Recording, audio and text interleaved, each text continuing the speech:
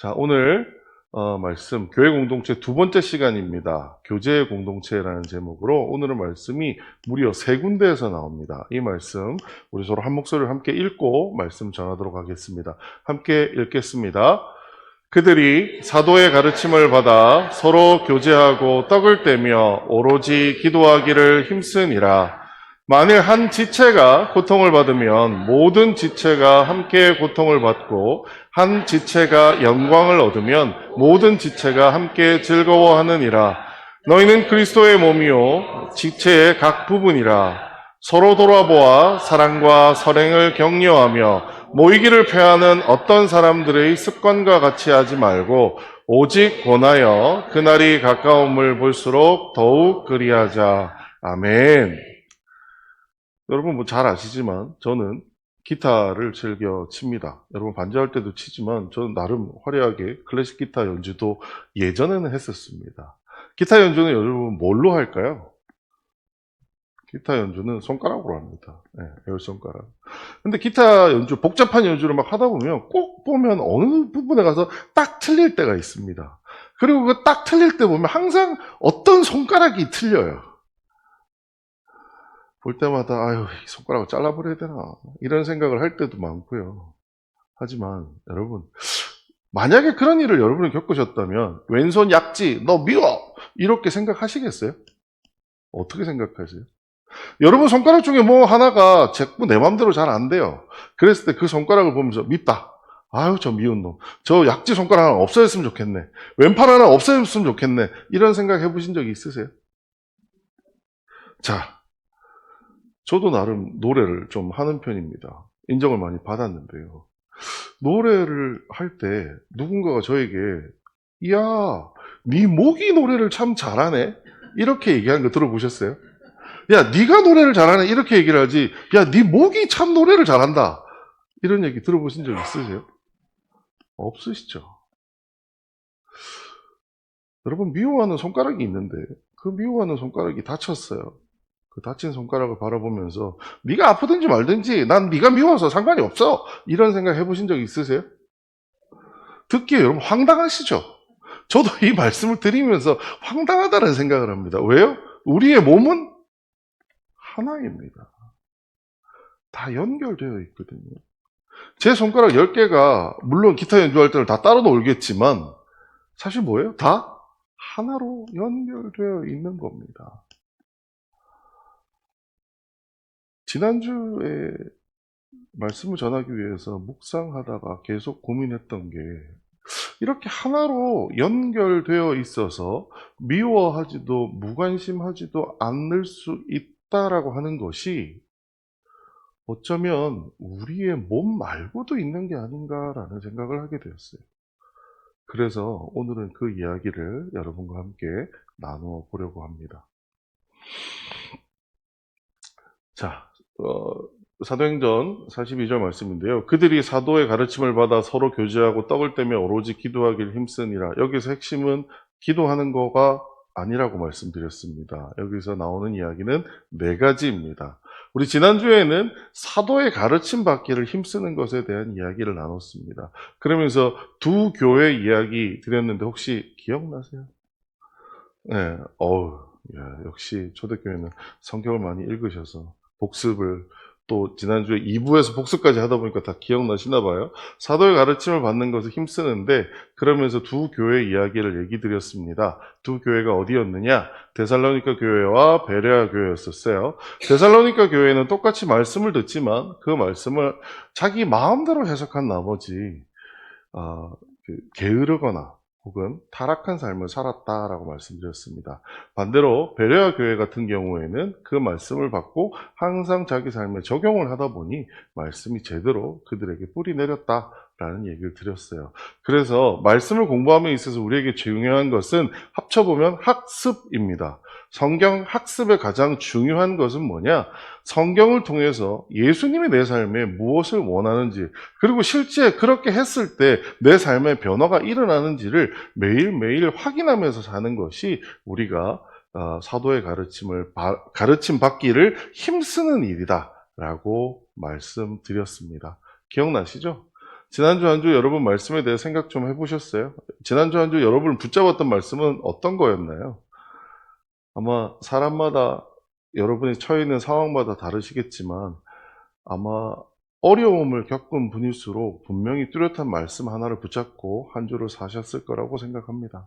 하지만 이번 주는 그런 이야기들을 좀 지나서 배움의 공동체를 넘어서 두 번째 이야기, 배움의 공동체가 지난주에 얘기였다면 이번 주의 얘기는 교제하기를 힘썼다라는 그 말처럼 초대교회에서 했던 교제함이라고 하는 것이 무엇인가에 대해서 말씀을 함께 나누어 보려고 합니다.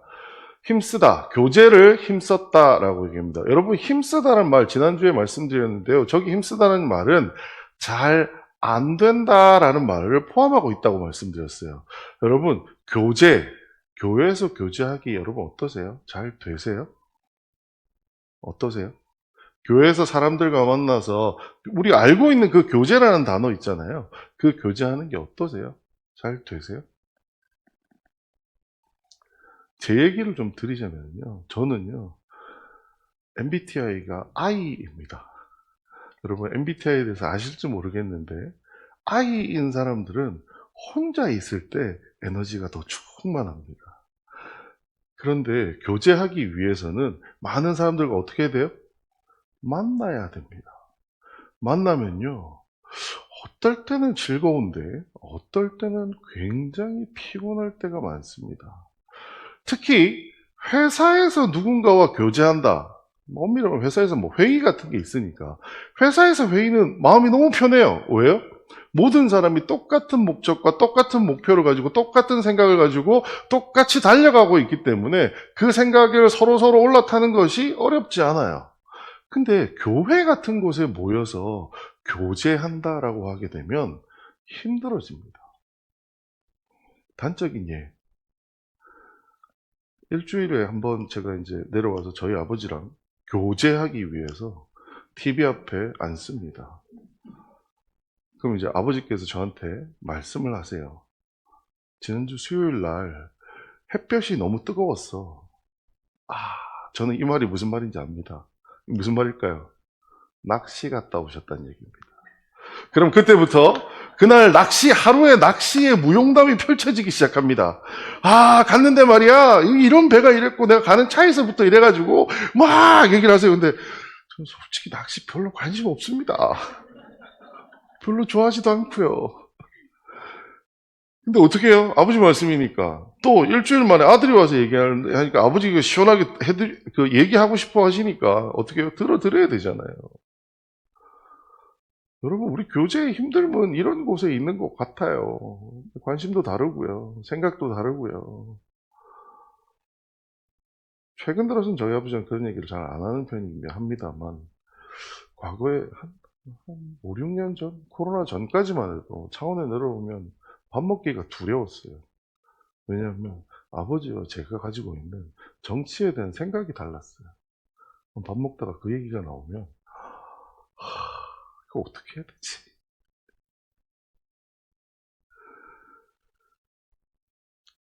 교제라고 하는 것이 힘들다고 하는 것을 가장 많이 느낄 때가 언제냐면 힘들게 일하고 퇴근에 돌아왔는데 그렇다 보니까 저녁 먹는 걸 한 8시, 9시 때 저녁을 먹습니다. 아내랑 둘이 딱 앉아있어요. 애들 이미 학원 갔어요.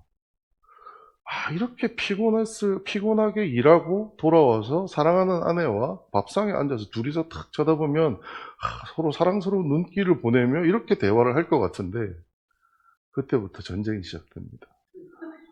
아내가 저한테 얘기해요. 오빠, 우리 아들 어떤 학원을 보낼까 하는데 어떻게 생각해? 그때부터 머리가 지끈지끈 아파하기 시작합니다. 그냥 보내. 아니, 그게 아니라 오빠의 생각은 어떠냐고. 내가 그걸 어떻게 알겠어? 내가 무슨 교육 전문가야? 결국 밥을 먹는 둥 마는 둥 10분, 15분 동안 싸움만 하다가 끝납니다. 교제가 쉬운 일이 아닌 것 같아요. 왜냐하면요, 너무 다 달라요. 어떻게 이렇게 다를 수가 있죠? 내 생각과 다른 사람들의 생각이 어떻게 다를 수 있죠? 회사에 가면 어떤가요? 회사에 가보면은요, 저는 뭐 하나라도 일을 끝내서 뭐 하나라도 배워서 뭐 하나 조금 더 잘 할 수 있는 사람이 되었으면 좋겠다고 생각하는 반면, 밑에 있는 직원들은 이래서 뭐 하냐는 거예요. 월급 받는 건 똑같은데 그냥 그만큼만 하고 6시 땡치면 집에 가겠다는 거예요. 이렇게 다른 생각을 도대체 어떻게 교제하며 정리할 수 있냐라는 거죠.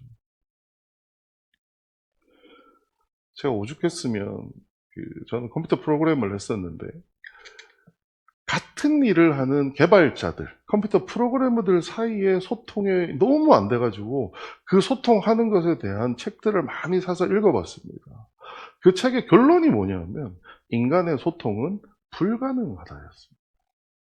이렇게도 해보고 저렇게도 해보고 온갖 방법을 다 썼는데 인간의 소통은 불가능하대요. 정말 똑똑한 MIT에서 나온 어떤 교수님이 쓰신 책인데 인간의 소통은 불가능하다예요. 전 그런 줄 알았어요. 그런데요, 말씀을 읽어보면서 아니구나라는 생각을 하게 되었습니다. 오늘 고린도전서에 이런 말씀이 나옵니다. 만일 한 지체가 고통을 받으면 모든 지체가 함께 고통을 받고 한 지체가 영광을 얻으면 모든 지체가 함께 즐거워하느니라. 너희는 그리스도의 몸이요 지체의 각 부분이라. 여러분 고린도전서 이 말씀 다 기억하시죠? 많이 읽으셨었죠? 뭐라고 얘기하나요? 너희는 그리스도의 뭐라고요?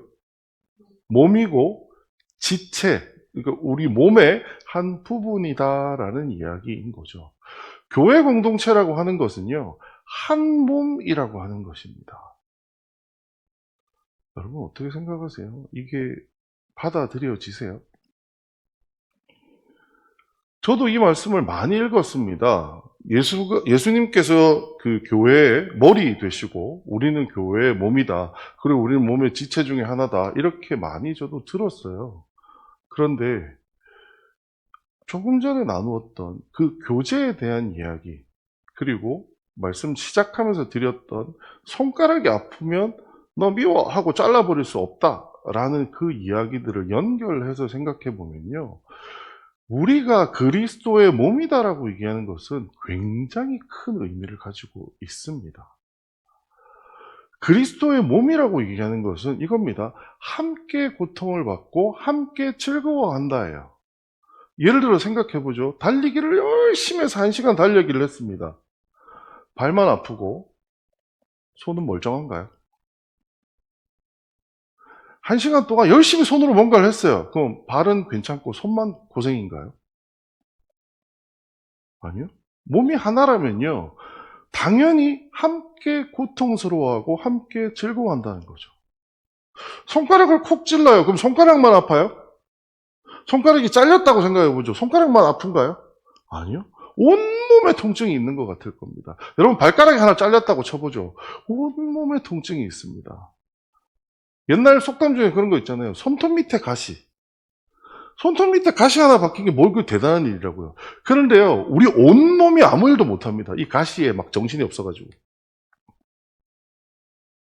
그런데 교회 공동체는 원래 그런 곳이랍니다. 누구 하나가 조금이라도 아프면요, 우리 모두가 아파해야 되는 곳이 교회 공동체랍니다. 누구 하나가 즐거운 일이 생기면 우리 모두가 즐거워해야 되는 것이 교회 공동체랍니다. 여러분, 초대교회는 어떤가요?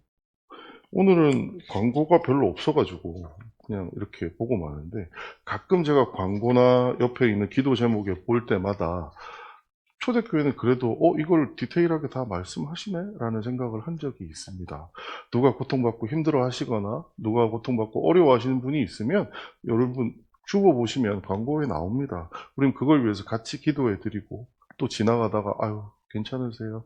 뭐 어려운 일 없으세요? 라고 얘기해 드리는 것이 교회 공동체입니다. 자, 즐거운 일이 있다고 생각해 보시죠. 얼마 전에 참 즐거운 일이 있었어요. 프랑스에서 소식이 들려오더라고요. 세상에 대한민국 창원이라는 죄송한 표현입니다만 시골에서 이야 프랑스에 있는 대학의 박사학위를 받은 친구가 나왔다는 거 기뻐할 일 아닌가요? 질투나시던가요? 우리 모두가 기뻐해야 되는 겁니다. 자, 그런데 당연히 그래야 된다는 사실은 알고 있지만 첫 번째, 왜 그래야 돼요? 두 번째, 어떻게 그렇게 할 수 있어요? 이 문제에는 저도 사실 잘 모르겠다라고 생각했어요. 고린도전서 이 말씀은 그래야 한다라는 명제는 제시는 하지만 왜 그래야 하는지, 어떻게 그럴 수 있는지에 대한 얘기를 안 해주고 있는 것 같았어요. 그래서 제가 고민하다가 내린 결론, 찾아보고서 깜짝 놀랐던 얘기 중에 하나가 왜 그래야 되는지가 어디에 나오느냐? 창세기에 나옵니다. 하나님이 인간을 만드실 때 어떻게 만드셨는지 한번 볼까요? 우리 같이 한번 읽어보겠습니다. 시작! 하나님이 이르시되 우리의 형상을 따라 우리의 모양대로 우리가 사람을 만들고 그들로 하나님의 부귀와 하늘의 새와 가축과 문화와 땅에 있는 모든 것을 다스리며 하라. 자, 여기에서 우리의 형상이라고 되어 있어요. 물론 히브리어의 문법 중에는 신적 복수라고 해서 뭐 신들은 무조건 복수를 쓴다는 얘기가 있기는 합니다만 신학적으로는 다른 뜻도 있습니다. 여기에 우리가 뜻하는 바가 뭘까요? 하나님, 우리가 생각하는 하나님은 한 분이에요, 두 분이에요, 세 분이에요, 네 분이에요. 한 분 아닌가요? 그렇죠? 근데 우리가 그 하나님 한 분을 일컬을 때 세 가지 형태로 만납니다. 어떻게 만나시죠? 창조하신 하나님을 만나죠. 부속하신 예수님을 만납니다. 그리고 오늘 우리의 삶을 함께 동행해 주시는 성령님을 만나는데 이 세 분이 뭐라고요? 한 분이라고요. 그래서 이 우리는 성부, 성자, 성령이 우리에 들어있다는 거예요. 자, 이 얘기를 다른 말로 하면은요. 하나님이 세 존재인데 마치 하나의 존재인 것처럼 사람도 그렇게 만들어졌다는 거예요. 무슨 말일까요? 여기에 앉아있는 모든 분들은 한 분 한 분 한 분 한 분이 개체입니다. 따로 독립된 개인입니다. 그렇죠? 하지만 마치 하나님이 성부, 성자, 성령이 한 분이신 것처럼 우리 전체는 뭐라고요? 하나라는 거예요. 왜 교회 공동체가 한 몸이 되어야 되느냐? 하나님이 원래 인간을 그렇게 만들었기 때문입니다. 하나님 형상을 닮아서 다 떨어져 있지만 그 떨어져 있는 것이 하나로 존재할 수 있게끔 만드신 게 하나님이 인간을 창조하신 원리이기 때문입니다. 원래 하나님이 그렇게 만드셨다면 우리는 지금 왜 이 모양이 되어 있을까요? 서로가 서로에게 반목하고 생각이 틀려서 싸우고 왜 이렇게 하고 있을까요? 그 얘기도 창세기에 나옵니다. 같이 한번 읽어볼까요? 시작! 이에 그들의 눈이 밝아져 자기들이 벗은 줄을 알고 무화과 나무 잎을 엮어 치마로 삼았더라. 선악과를 따먹자마자 바로 벌어진 현상이 뭐예요? 눈이 밝아졌다라는 거예요. 근데 눈이 밝아지니까 무슨 일이 벌어져요? 내가 벌거벗었다는 걸 알았다는 거예요. 근데 기존에는 안 벌거벗다가 눈이 밝아진 이후에 벌거벗었나요? 아니요. 원래 벌거벗고 있었어요. 근데 갑자기 내가 벌거벗은 것을 알았다라는 말의 의미가 뭔가요? 너의 시선을 느끼기 시작했다는 거예요. 이제까지는 우리가 하나였어요. 에덴 동산에서 처음에 하나님께서 인간을 만드셨을 때 아담과 하와는 하나였었어요. 그러다 보니 넌지 난지 구별 없이 살았던 거예요. 그런데 눈이 밝아지기 시작했더니 무슨 일이 벌어지냐? 야, 너와 내가 달라지기 시작하는 거예요. 서로를 쳐다보면서 너는 너고 나는 나구나 라고 얘기하기 시작한 거예요. 하나가 아닌 개별 개체로서 자기 자신을 인지하기 시작한 것이 뭐냐? 인간의 타락이라는 거예요. 물론 이걸 역사적으로 뭐 선악과를 따먹고 나서 그랬느냐 아니면 우리가 시간이 지나면서 이렇게 됐느냐는 알 수 없지만 분명한 것은 원래 하나님을 만드실 때는 하나로 만드셨는데 성경에 따르자면 우리가 타락하면서 그 하나였던 것이 끊어지게 되었다라는 거예요. 그래서 사실 타락을 두고 뭐라고 얘기를 하느냐? 하나님의 형상을 잃어버린 거라고 얘기를 해요. 우리가 하나님의 형상을 많이 잃어버렸어요. 그 중에 가장 큰 것 중에 하나가 뭐냐면 공동체성을 잃어버렸다는 거예요. 우리는 원래 하나의 한 몸으로 우리가 같이 지낼 수 있는 존재였는데 그것을 잃어버린 거예요. 그래서 바울은 고린도 교회를 향해서 이야기합니다. 원래 하나였어. 그런데 우리가 죄를 짓는 바람에 여러 개체로 오해하고 있는 거야. 하지만 어디서는요, 우리가 예수의 명령으로 모인 이 교회 공동체 안에서만큼은 원래 하나님이 만드셨던 그 공동체성을 회복하고 살아야 돼. 어떻게 해요? 함께 즐거워하고 함께 슬퍼하며 살아야 된다라고 얘기하는 것이 고린도전서에서 우리에게 해주고 있는 명령이라는 겁니다. 우리가 왜 한 몸, 한 공동체로 살아야 한다고요? 하나님은 원래 그렇게 만드셨어요. 하나님 원래 그런 분이에요. 그런데 인간이 타락하면서 그 하나님답게 만들어져 있는 우리의 속성을 잃어버리는 바람에 못하게 되었다는 거죠. 교회 공동체라고 하는 것은 그래서 또 다른 의미의 구원입니다. 구원이 뭐예요? 뭔가 잘못되어 있는 것을 정상으로 바꾸는 것이 구원입니다. 뭔가 잘못되어 있는 게 뭐예요? 우리 모두가 하나하나를 개별 개체로 오해하고 있다가 교회 공동체를 통해서 아니야, 원래 우리는 하나로 지음받은 사람이었지 라고 하는 것을 알고 깨닫게 하는 것, 그게 교회 공동체의 구원이라는 겁니다. 그리고 그게 잃어버린 하나님의 형상을 복구하는 하나의 방법이라는 거죠. 하지만 서두에도 말씀드렸지만 교제가요, 결코 쉽지 않습니다.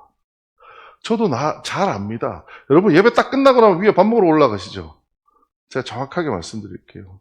여러분 자리 거의 정해져 있을 겁니다. 제가 안 봐도 아는데요. 자리 거의 정해져 있을 겁니다. 왜요? 내가 편한 사람들하고 앉고 싶거든요. 그렇지 않나요? 여러분 밥 먹는 자리 거의 정해져 있으실 거예요. 우리 무뚝뚝한 남자분들, 애시당초 개인 남자분들은 그냥 내 밥 먹을 자리에 앉으시겠죠. 하지만 교제하기를 즐겨하시는 여자분들 같은 경우에는 자리가 거의 대부분 정해져 있습니다. 근데 왜 이 친구들하고 얘기하고 이 사람들하고 얘기하는 게 편하니까요. 반대로 얘기하자면요, 어색한 사람과 교제하는 건 힘들다는 얘기예요. 어떻게 하면 우리가 예수님이 하나님이 처음 우리를 만들었을 때 원래는 굳이 애를 쓰지 않아도 교제하지 않아도 하나였던 우리처럼 돌아갈 수 있을까요? 그게 오늘 히브리서 말씀이라고 생각합니다. 같이 한번 읽어보겠습니다. 시작. 서로 돌아보아 사랑과 선행을 격려하며 모이기를 패하는 어떤 사람들의 습관과 같이 하지 말고 오직 권하여 그날이 가까움을 볼수록 더욱 그리하자. 아멘. 첫 번째, 뭐 하라고요? 서로 돌아보라라고 얘기합니다. 여러분 여기서 서로 돌아보다 무슨 얘기일까요? 서로 돌아보다. 여러분 교회 오시면 다 얼굴 보잖아요. 그렇죠? 저는 여러분 다 봤습니다. 그러면 저는 끝난 걸까요? 영어 공부하면서 제일 많이 그래? 라고 하면서 어떤 단어의 차이를 공부한 것 중에 가장 기억에 남는 게 이 두 가지입니다. 여러분 see와 look의 차이를 아시나요? see도 보답니다. look도 보답니다. 근데 see는 뭐냐면 가다 보니 경치가 보이는 거예요. 오늘 지나가다가 보니 누구를 그냥 본 거예요. 보인 거예요. 엄밀히 말하면. 내가 애를 써서 보려고 한 게 아니에요. 반면에 look은 뭐냐면 주의를 집중해서 쳐다보다예요. 돌아보다란 말은 see일까요? look일까요? look입니다. 돌아보다는 말은 엄밀히 말하면 저 look보다 더 집중해서 쳐다보는 게 있어요. 그게 뭐냐면 observe라고 해서 관찰하다인데요. 오히려 돌아보다는 말은 관찰하다에 가까운 수준입니다. 우리가 서로 돌아보아라는 이야기가 교회 왔으니까 올 때마다 안녕하세요 만나서 반갑습니다 라고 하는 의례적인 인사를 하는 거를 돌아보다라는 의미로 보지 않는다라는 거죠. 주의를 집중해서 보아야 합니다. 우리 옛말 속담에 옆집에 젓가락 개수도 다 알고 있다 이런 말 들어보셨어요? 사실 대한민국에 불과 한 20년 전까지만 해도요, 이 설교를 할 필요가 없었어요. 왜냐하면 우리는 교회를 떠나서 마을이 하나의 애시당초 공동체였기 때문입니다. 여러분 그때 한번 생각해 보시죠. 문 열고 다닙니다. 요새는 그런 일이 거의 없긴 한데 예전에는 뭐 이렇게 아기를 둔 엄마들이 어디 갔다가 아기가 뭐 학원에서 늦게 오거나 유치원에서 늦게 온다 그러면 옆집에 부탁하면 옆집에서 케어해 줬잖아요. 요즘에는요, 옆집에 맡기면 유괴하는 줄 압니다.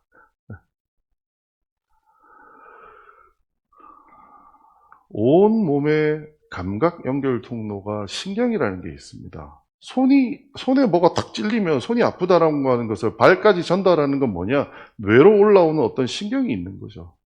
그 신경에 의해서, 아, 누가 아프구나. 아, 어느 쪽에 문제가 생겼구나라는 걸 아는 겁니다. 그럼 교회 공동체에서의 감각의 연결 통로는 뭘까요? 공동체는 지금은 신경이 다 끊어져 있어요. 여러분 지나가면서 그냥 사람들 보면서 인사하게 되면 누가 무슨 일인지 어떻게 알아요? 그렇지 않나요? 근데 교회 공동체 감각의 연결 통로는 뭐냐면 돌아보는 거.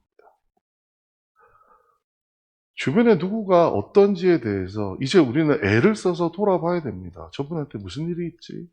얼굴의 표정이 좀 이상하면 그분한테 무슨 일이 있을까? 돌아보는 게 필요합니다. 회사에 아침에 출근합니다. 저는 일부러 저는 8시에 출근해서 5시에 퇴근하는 출퇴근 시간을 운영을 하고 있는데 8시부터 9시 30분 정도까지는 일부러 밖에서 어슬렁어슬렁 하고 있습니다. 그럼 이제 직원들이 쭉 들어오는 걸 봅니다. 그냥 보다가 어떤 친구의 표정이 안 좋은 친구가 있거나 어떤 친구가 있으면 그 중에 꼭 한번 차 한잔 할까? 그리고 나가서 차 한잔 하고 물어봅니다. 무슨 일이 있어? 어떤 친구는 아닌데요. 그냥 몸이 안 좋아서 그런 건데요. 라는 사람이 있는가 하면 무슨 일이 있어? 그러면 사실 제가 남자친구랑 헤어져가지고요. 그러면 옆에서 어떻게 좋은 친구 하나 소개해 줄까? 이러면서 시간을 보내곤 합니다. 여러분 공동체 감각 연결 통로가 뭐라고요? 돌아보기입니다. 우리 교회에 누가 어떤 일이 있는지에 대해서 초대교회는 그래도 다른 공동체보다는 여러분 저는 많이 알고 계시다고 생각합니다만 그래도 이 말씀대로 좀 더 돌아보며 다른 사람들이 어떻게 지내는지 관심을 가지시는 건 중요합니다. 모든 성도한테 관심 가질 수는 없습니다. 여러분 식사 나누시는 그 주변 분들만이라도 여러분 생각을 가지시고 이 사람한테는 무슨 일이 있지? 라고 하며 돌아볼 수 있는 것이 우리가 그 첫 번째 공동체성을 확보하는 방법입니다. 자, 두 번째는 뭐냐? 사랑과 선행을 격려하라고 합니다. 자, 격려하다라는 표현이 되어 있는데요. 이 격려하다라는 말이 파록시스몬이라고 하는 헬라어를 쓰고 있는데 엄밀히 말하면 이 단어는 자극하다입니다. 자극하다라는 말과 시키는 것과 자극하는 것의 차이가 뭘까요?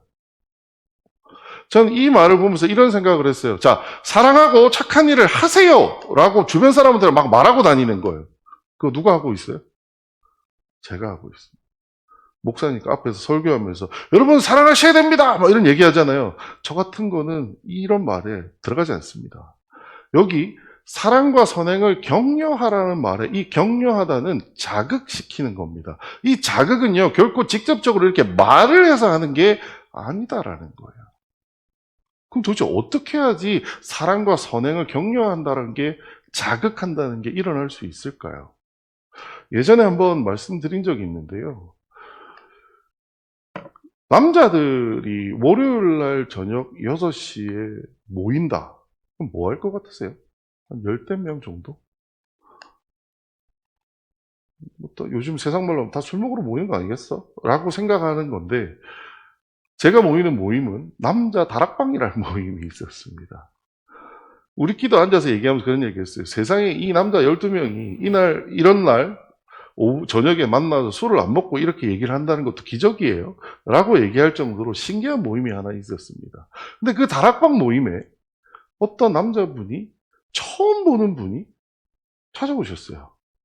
근데 다락방 순장을 하시는 장로님도 이분이 누군지를 몰라요. 그래서 저희가 정중히 여쭙습니다. 어떻게 저희를 찾아오게 되셨어요? 라고 했더니 자기는 은행 관련 비즈니스를 하시는 분이랍니다. 근데 자기가 어떤 모 은행의 부행장인가 정도 되시는 분한테 영업을 해야 되는데 그분한테 골프를 치러 가자고 해도 골프 치러도 안 가고 저녁에 술 대접을 한다고 해도 나오지도 않고 그게 이제 궁금해가지고 도대체 저 양반은 뭐 어디서 뭘 하는 사람일까 하고 따라다녀 봤대요. 근데 뭐 회사에서야 회사 일을 하겠지만 일요일 날 아침에 거동이 너무 이상하더래요. 그래서 왜 이상하냐고 했더니 일요일 아침에 뭐 6시 반인가 7시 되면 나온다는 거예요, 집에서. 그래서 뭐 하나 봤더니 웬 고등학교에다가 차를 주차시켜 놓고 갑자기 엑스밴더를 매더니 몽둥이 하나를 들고 주차를 하고 있다라는 거예요. 아니 세상에 자기가 보기에는 기사를 끌고 다녀야 되는 은행의 부행장 정도 되는 사람이 일요일 날 그 고등학교에서 주차를 막 시키고 있어서 너무 보고 이상해서 저 양반이 뭐 하는 거지 하고 가만히 봤더니 그게 분당우리 교회는 고등학교에서 예배 드리거든요. 그 교회에서 이분이 주차 봉사를 하시는 거예요. 주차 봉사를 1부 하시고 2부 안 하시고 3부 하시고 뭐 그러셨다는 것 같아요. 그래서 이분은 이 사람을 따라가 보는 게 목적이어서 이분을 계속 따라다녔대요, 그날. 주차 봉사 하시고 교회 가서 하시고 뭐 하시고 그 자기가 보는데 평소에도 이 사람하고 대화를 해보면 그분의 표현으로는 정말 찔러도 피 한 방울 안 나올 정도로 뭐 하나 부정한 거, 이 비리 이런 거하고 완전히 이렇게 떨어져 있는 사람이더래요. 그래서 결국 그 사람이 그래서 결국 여기 왜 오시게 됐어요? 라고 물어봤더니 저도 그 사람처럼 되고 싶어서요 라고 얘기하시더라고요. 저도 저 사람처럼 되고 싶어서 저 사람이 하는 걸 해보려고 했어요. 그 교회 가서 물어봤더니 남자 다락방을 가라 그래가지고 어디 우리 집 근처에 어디 있냐고 했더니 여기 있다고 오늘 여기 찾아온 거예요 라고 얘기하는 거예요. 여러분 세상에 교회를 한 번도 다녀본 적이 없는 사람이 남자 다락방에 월요일 날 6시인가 찾아오셨어요. 이분이 끝나고 났다 그러시더라고요. 다 끝나고 다 출출하시면 제가 나가서 맥주 한잔 사겠습니다 이러시는 거예요. 그래서 저희는 술을 안 먹습니다 라고 얘기하고 웃었던 기억이 있습니다. 여러분, 사랑과 선행을 자극하는 것은요, 사랑과 선행을 내가 행하는 겁니다. 말로 사랑과 선행을 하세요라는 앞에 있는 저 같은 사람처럼 하는 게 아니고요, 앉아 계신 여러분처럼 그냥 먼저 보여주시면 됩니다. 그러면 다른 사람이 보고 깜짝깜짝 놀라서 나도 저래야 되는구나. 나도 저래야 되는구나. 라고 생각하게 된다는 거죠. 사랑과 선행을 격려한다라고 하는 것은 사랑과 선행을 내가 먼저 보여주는 것이라는 겁니다. 마지막, 서로 돌아보아 사랑과 선행을 격려하며 모이기를 패하는 어떤 사람의 습관과 같이 하지 말고 모이기를 패하는 어떤 사람의 습관, 뭘까요? 요즘은 저는 이 본문을 읽으면서 왜 이렇게 저한테 딱딱 다 들어맞는지 모르겠어요. 모이기를 패하는 어떤 사람의 습관이 뭘까요? 저한테 최고의 습관이 뭐냐면요. 스마트폰입니다. 여러분 저녁에 점심에 예배 오고 싶으세요? 침대에 누워가지고 스마트폰으로 유튜브 쇼츠 보고 싶으세요? 유튜브 쇼츠 보는 게 더 낫지 않으세요? 안 보시는 분들은 축복입니다. 한번 본 분들은요, 야, 이거 미칠 것 같습니다. 보고 있으면 금방 30분 지나고 금방 1시간 지나갑니다. 대표적인 게 그런 거죠. 그 다음, 모이기를 패하는 어떤 사람의 습관 또 뭐가 있을까요? 가면 불편해. 저 같은 사람이요. 아이들. 이가 아닌 아이. 갔는데 다른 사람 얘기를 들어주면 저희 아버지 그 낚시 얘기를 듣고 있으면 갔는데 나하고 전혀 상관없는 이상한 얘기하고 있으면 내가 이런데 왜 있어야 되는 거야? 그냥 집에서 유튜브 쇼츠나 볼 걸 이라고 생각하는 거, 그게 뭐예요? 모이기를 표하는 어떤 사람들의 습관입니다. 참 제가 좋아하는 가수의 노랫말 가사인데요. 이 말 기가 막힌 것 같아요. 사람 때문에 외롭고요. 사람 때문에 피곤합니다. 그런데 요즘 앞에 글자를 지울 수 있습니다. 사람으로 외롭고. 이제 지울 수 있어요. 왜요? 재미있는 게 너무 많이 생겼어요. 유튜브만 보고 있어도요. 하루 저녁 그냥 또 딱 넘어갑니다.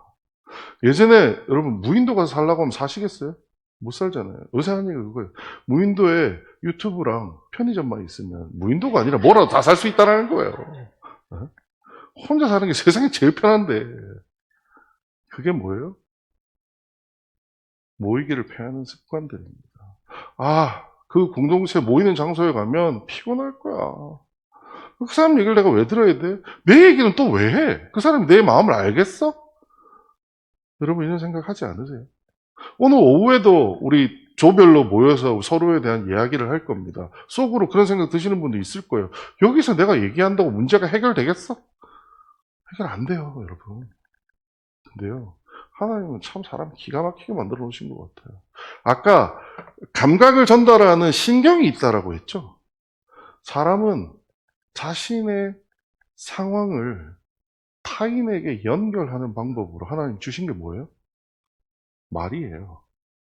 여러분 참 말하다 보면요, 아픈 게 많이 사라지기도 합니다.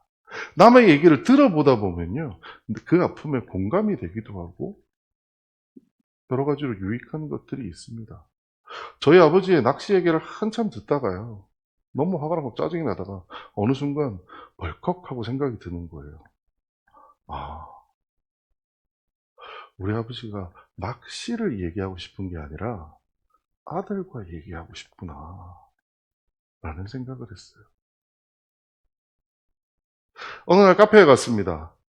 저희 아버지 또래 한 70대에서 80대 되신 어르신들이 4-5분이 앉아서 서로 대화를 하세요. 그래서 어르신들이 무슨 얘기를 하나 옆에 이제 혼자 있다 보니까 좀 듣게 됐습니다. 스마트폰 자랑들을 하시는 거예요. 야, 내 스마트폰 있잖아. 이거 최신식이야. 막 하면서 자랑을 하는데 딱 보니까 제가 보기엔 옛날 거예요. 그닥 최신도 아니에요. 근데 그 다음 말에 제가 울컥했습니다. 이거 최신식이고 이런 거야. 한 다음에 마지막에 뭐라고 했는지 아세요? 우리 아들이 사줬어. 그 말 하고 싶으셨던 거예요. 그 말. 서로가 서로한테 하는 얘기는 뭐예요? 우리 아들이 사줬다는 얘기를 하고 싶은 거예요. 여러분, 다른 사람의 얘기 들을 때, 듣기에 대해서도 우리가 공부를 많이 해야겠지만, 들을 때 중요한 것은 겉으로 드러나는 그 사람의 말이 아니라 그 말 속에 들어있는 의미가 뭔지를 들리게 해달라고 하나님께 기도해야 됩니다. 저희 아버지의 낚시 얘기 이제 잘 듣습니다. 왜요? 낚시의 팩트가 중요하지 않아요. 아, 낚시 얘기 엄청 많이 하시잖아요. 그러면 우리 아버지가 이번 주에 외롭고 힘들었구나. 낚시 얘기를 조금만 하세요. 그러면 살만하셨네. 이렇게 받아들입니다. 여러분 어떠세요? 모여서 얘기하는 게 피곤한 일일 수는 있습니다만 그게 원래 하나님이 우리에게 만들어 놓으신 사람과 사람 사이를 연결하는 신경이라는 걸 기억해 주시면 좋겠습니다. 습관을 같이 하지 말고 오직 권하여라고 얘기를 하다 보니 이렇게 오해하실 수도 있습니다. 여러분 이 얘기를 이렇게 설교하시는 것도 저 많이 들었어요. 그러니까 교회로 모여야 돼요? 교회로. 단호하게 말씀드립니다. 아닙니다. 교회 마당 밟기 하고 있으시다는 거 알고 있고요. 하루에 3번 기도하러 나오는 거 알고 있습니다. 근데 마당 밟기와 하루 3번 기도하기가 다른 사람을 바라보러 나오는 거라면 그거는 오늘 얘기와 일맥상통합니다만 그저 나의 문제를 해결하기 위해 나와 기도하는 거라면 그것은 모이는 것이 아닙니다. 성경에서 모이라고 얘기하는 것은 교회, 예배당으로 모이라는 게 아닙니다. 어떻게 하라고요? 성도가 성도들과 함께 모이라는 겁니다. 함께 모여서 대화하고 이야기하고 고민을 나누고 생각을 나누는 그것이 모이라고 하는 것이지 모여서 서로 얘기는 하나도 안 들어주고 내 기도만 하고 있는 거는 마치 칸막이 치고 독서실에서 따로따로 공부하는 거하고 다를 게 뭐가 있냐라는 거죠. 이건 뭐 나중에 기회 되면 더 상세하게 말씀드리겠지만 여러분이 앉아 있는 곳은 예배당이지 성전이 아닙니다. 유대인들에게도 회당이라고 불리는 곳이 있었습니다. 그 당시 히브리어로 시나고게라고 하는 곳이 있는데요. 신이 뭐냐면 함께라는 거고 아고가 뭐냐면 모이다라는 뜻이고 게가 뭐냐면 장소라는 뜻입니다. 함께 모이는 장소로서 회당을 얘기했습니다. 그들은 성당과 회당을 확실하게 구별했습니다. 우리에게 오늘 이곳은 어떤 곳인가요? 성전인가요? 아닙니다. 여러분 성전은 어디 있는데요?